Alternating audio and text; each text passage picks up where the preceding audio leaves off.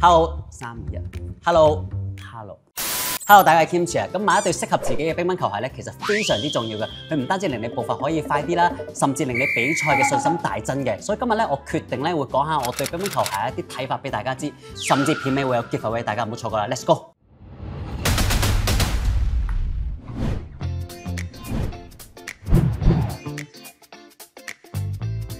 咁今日咧，我會同大家講下咧，我點樣去揀乒乓球鞋嘅。咁以前細個咧，我就其實中學咧唔單止淨係打乒乓球嘅，我仲有打可能排球啊、羽毛球啊等等，所以我會揀一啲室內嘅多用途鞋，咁諗住一雞兩味，咁甚至可以慳錢嘅。當你打上去嘅時候咧，其實乒乓球咧其實係一個比較特殊嘅運動嚟嘅，佢係需要大量嘅一啲快速移動啦，甚至係橫向嘅運動。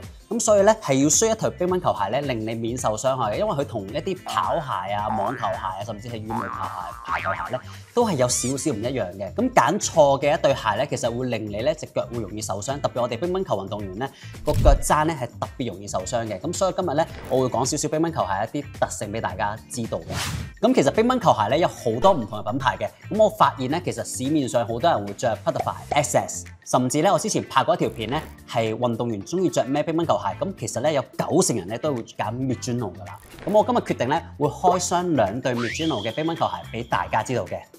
呢兩款咧就我今日開箱俾大家知道嘅，一個咧就係 Wave Drive 9嘅，一個咧就係 BOA 嘅。咁我自己咧其實咧就着開 Wave Drive 系列嘅。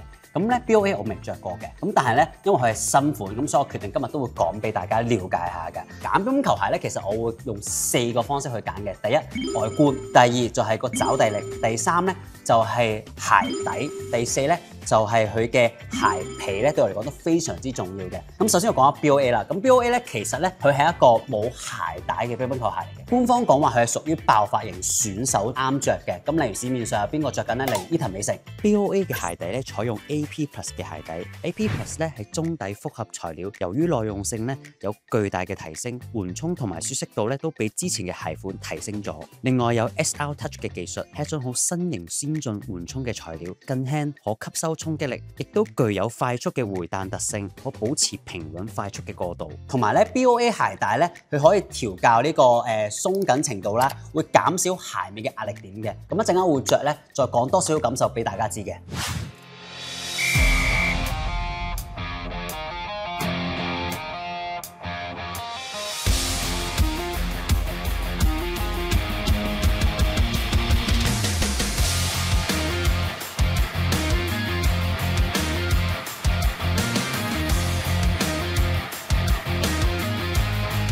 第二對啦，就係 Wave Drive 系列啦。咁我自己咧由細到大咧都係着開呢一款嘅，有少少真係情意結啦。咁其實咧呢一款咧鞋咧係比呢對鞋咧平都幾多下嘅。我覺得呢對鞋咧係比較輕身嘅，由我以前細個咧270g 重，到而家咧 Wave Drive 9嘅系列已經係235g 啦。對於我啲打法嚟講咧，輕咗咁多咧，其實可能提起嗰個速度咧會快好多，咁步伐都會相對快好多。對我嚟講，咁市面上有邊個着緊呢一對鞋咧 ？Hugo 係啦，即係巴西嗰個選手。第二就係之前許昕都着過呢一對款嘅乒乓球鞋嘅。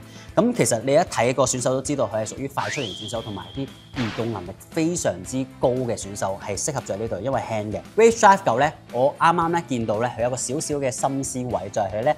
佢有個9字嘅，咁一個漢字嘅，即係我哋平時寫開個9啦。咁我覺得呢個係心思位，我覺得幾加分嘅。咁同埋咧，啱啱所講啦，我揀乒乓球鞋咧，我會中意鞋面嗰樣嘢嘅。咁 Wave Drive 系列咧，俾我感覺上鞋面永遠都係好軟熟嘅感覺。我覺得軟熟對我嚟講都好重要，因為咧，唔知大家會唔會都有一個感受，就係好容易我哋咧腳趾咧會頂住。如果個膠面咧比較舒服嘅話咧，令你嘅腳咧嗰個承受能力咧會舒服少少。同埋咧呢對鞋咧，你點行咧點扭咧都係唔會變形嘅。同埋個痕咧都唔會話好嚴重，有啲我見乒乓球鞋咧，你可能行幾步路咧已經有條痕㗎啦。Wave Drive 9咧亦都採用 SG 橡膠大底，喺保證冇痕嘅同時咧，亦都提高高嘅牽引力，令到爆發力咧更加有力。鞋底咧亦都採用極輕巧嘅中底材料，具有出色嘅舒適性同埋彈性。另外佢中間嘅區域咧，亦都專門咧設計咗對角線凹槽。可以有效傳遞自然嘅身體運動方向變化，令到球員咧能夠以最大速度咧同埋力量轉身。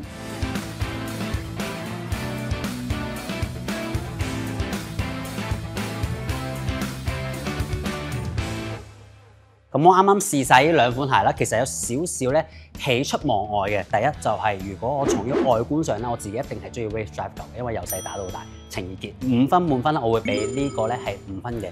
外觀上咧呢個咧始終我未着過，所以我覺得我要需要接受，咁所以外觀上咧，我覺得呢一個我會俾4.5分嘅。咁第二咧，我會講佢哋嘅防滑嘅，啱啱試咗啦。咁其實 Wave Drive 9冇呢一對嘅防滑咁好，咁所以整體咧佢係4分，佢係4.5分嘅。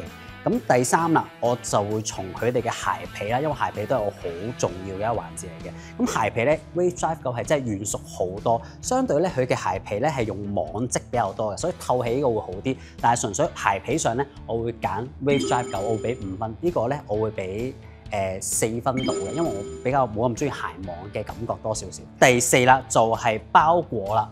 包裹感嘅話咧，無可厚非。我試完呢對鞋咧，其實我啱啱所講嘅喜出望外嘅原因係因為佢個包裹感呢個係非常之足，因為佢自己可以俾你調校嗰個鬆緊程度。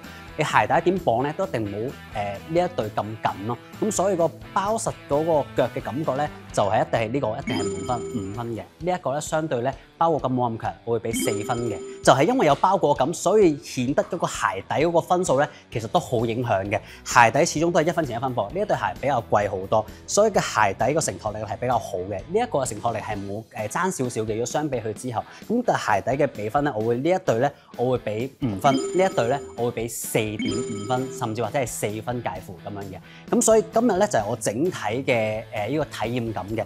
咁第一就係點解會講話我好驚喜咧？就係因為我第一次試呢一對鞋，但係我冇諗過試完之後咧，我有少少未來我會揀呢一款鞋，因為我覺得真係嗰個包實嘅程度上真係好夠。令到我覺得好似真係着緊對襪咁樣打乒乓波嘅，咁但係同樣佢有個承托力嘅，所以我覺得呢一款貴係真係有佢嘅價值喺度。而呢一對我覺得始終我真係覺得佢好靚仔。咁嚟到 giveaway 環節啦，咁好感謝 Mizuno sponsor 我哋送我哋3對嘅乒乓球鞋嘅。只要你哋 po 你而家着緊嘅乒乓球鞋，同埋想要邊一款嘅 Mizuno 乒乓波鞋，同埋講點解咧，同埋 tag 港冰同埋 Mizuno 咧，咁就可以獲取乒乓球鞋。呢兩款係其中一款啦。如果抽中會到時會喺 IG Story 咧就會公佈嘅。咁希望大家踴躍參加咧，因為真係非常之難得嘅獎品。咁嗰條片差唔多啦，希望呢條片幫到大家。如果中意條片，記得 like、subscribe、share 俾身邊最大嘅朋友大家知。拜拜。